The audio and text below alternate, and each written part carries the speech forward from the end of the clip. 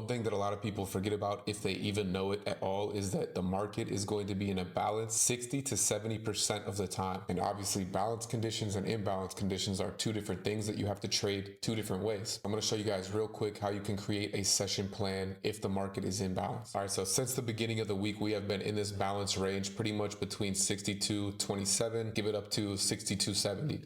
Now, how you want to play a balance range in the first place is you want to get long at the bottom. You want to get short at the top. You want to fade the extremes. And one thing you definitely don't want to do is get caught up in the middle of the balance anywhere. So here we're slightly balancing upwards. And just by looking at the profile here, you can see the edges of value here, clearly at 234. And then I had the top one before today's session, which you can see is more developed now, but the top was at 257 before this session. So these are going to be our main edges of value where you look to get long down here and short up here potentially. Another thing I always have marked out is the previous session high and low. And I also always have marked out the previous week's high and low. So you can see we got the previous week right here, 239. That is how I came up with the plan today, where to get short, I have to see a break of this previous week high and the edge of value at 34. And then ideally, I want to see it resist, like a break and retest to get short. And then my final target was down to 200. So this 39.25 to 34 was the main level I was watching today. And basically, this is my plan.